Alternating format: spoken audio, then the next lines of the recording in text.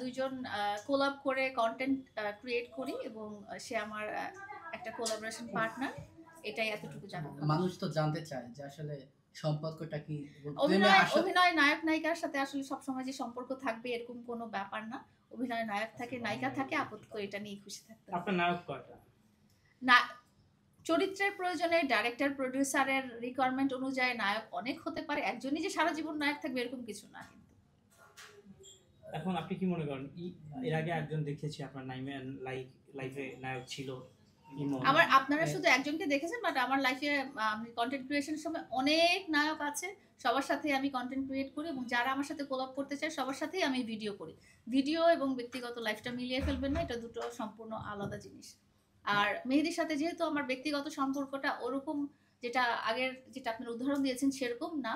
আর আমি ক্লিয়ার করে বলতে চাই, মেহেদি এবং আমি দুজনেই আলাদা থাকি, আলাদা জায়গায় থাকি। আমরা কাজের প্রয়োজনে এক জায়গায় আসি এবং স্ক্রিপ্ট অনুযায়ী আমরা কন্টেন্ট ক্রিয়েট করি। আমরা সোশ্যাল মিডিয়াতে দেখেছি একটা গাড়িতে আপনার ছবি প্রকাশ হয়েছে, ভিডিও প্রকাশ হয়েছে অনেক ক্লোজলি। অনেকে ভাবছেন আপনারা বিয়ে করার পরে হানিমুন গিয়েছিলেন। এই বিষয়ে একটু। এটা একটা মিউজিক ভিডিওর অংশ ছিল, এটা সেখান থেকে একটু কাট করে আমরা রিলস বানিয়েছি আসলে। আচ্ছা, আপনার জীবনে আপনি তো বলেছেন যে আপনার জীবনের লাইফে যেই আসে, বন্ধু হোক আর যে দুই দিন পরে বেইমানি করে চলে যায়। আসলে এটা কেন হচ্ছে? এটা ব্যক্তির উপরে ডিপেন্ড করে, এটা আমার উপরে ডিপেন্ড করে না। মানুষকে কিভাবে কি আচরণ প্রকাশ করবে সেটা সেই ব্যক্তিটার উপরে। আমি সবাইকে ভালো হিসেবেই জানি, সবাইকে ভালোভাবেই ট্রিট করতে চাই এবং সবাইকে যতটুকু যথাযোগ্য সম্মান দিতে চাই। তো এটাই। আপনি তো অনেকের সাথে চলেছেন, মানে ইমনের সাথে চলেছেন, আরো অনেকের সাথে চলেছি না। আমি আসলে কন্টেন্ট ক্রিয়েট করি, সো কন্টেন্ট ক্রিয়েশনের ক্ষেত্রে আমার অপোজিশন যদি কোনো নায়ক ওয়ার্কার থাকে তাদের সাথে ভিডিও করা হয়। চলেছি বলাটা আসলে এখানে ঠিক হবে না। লায়লা, অনেকে আসলে বলে, জানি না আপনি কি বিষয়টা কিভাবে নেবেন, অনেকে বলে আসলে লায়লা সমবয়সী মানুষকে না নিয়ে একটু ছোট ছোট ছেলেকে নেয়।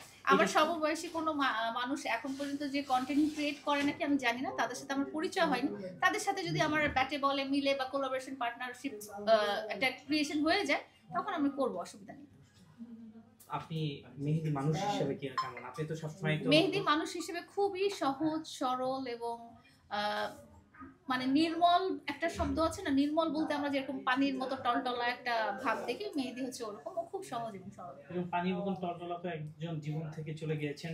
আমি কাউকে নির্মল বলিনি, আমি শুধু মেহেদিকেই নির্মল বললাম, কারণ আমার সাথে আরো অনেক মানুষ ভিডিও করে, তাদেরকে কখনো আমি বলিনি নির্মল। মেহেদির মনটা খুব মানে ছোট বাচ্চাদের মতো। ও বয়সও ছোট, বাট মনটাও ছোট বাচ্চা। সে কি আপনার সঙ্গে বাচ্চামি করে? সে শুধু আমার সাথে না, সে সবার সাথেই বাচ্চামি করে। সে একদম ছোট বাচ্চাদের বাচ্চামি করে। কি চেয়েছে না, চাবে কেন? এখানে আমরা ভিডিও করতে আসি, ভিডিও করি, ভিডিও করার সময় দুষ্টামি করে, পরিবেশটা হাসি খুশি করে রাখে আর কি।